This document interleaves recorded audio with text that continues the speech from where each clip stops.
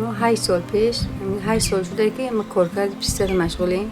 پیسته میچینیم خمون یا آی خلق میگیریم میخریم و دستی مغز میکنیم. خمون مغز میکنیم و همسایه گرد و اطراف و زنای بیکار میتیم و یا مغز میکنن.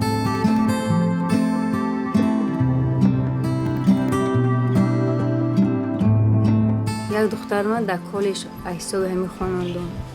اینه با همین بچه ها دینا با خانه کسادن. همه همیر در همین کارکرد پیسته و همین ارده میکنن و یا استفاده میبریم.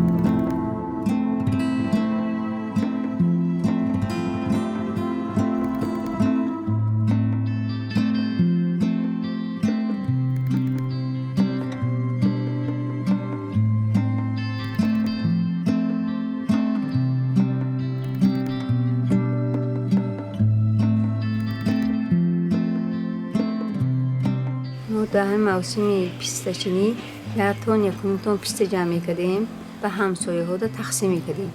ما و یا تقسیم میدادیم و حقی شکنوندنشان هم میدادیم و یا ما رو مغز کرده میوردن.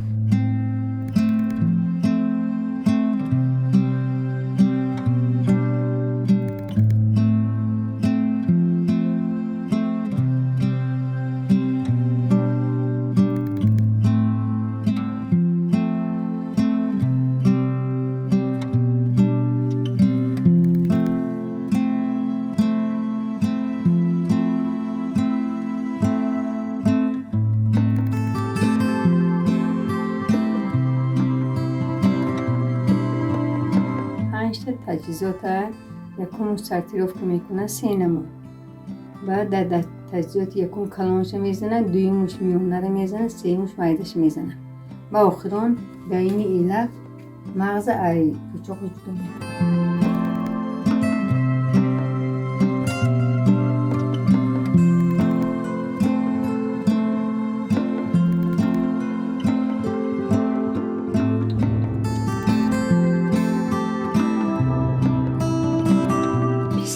خیلی که دیگه مغز که دیگه مونه و بازار نوحی خراسان میبریم، بختر میبریم با آدمای تاجران هستن که اومده ای خانه میگیرن با این ای تاجرای افغانان اومده میگیرن که پیستی ما مزهش نظر به پیستی دیگه دولت ها مزهش نغزه.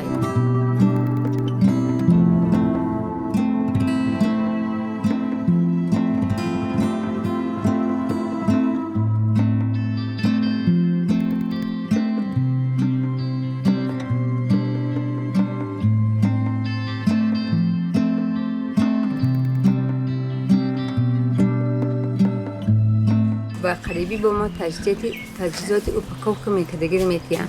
انا با واسطه هوا اوپکوف کدوم ما میتونم با واسطه همین سرتیفیکاتم و دیگه دولت برای اروپا محصولات خود ما صادرات کنیم.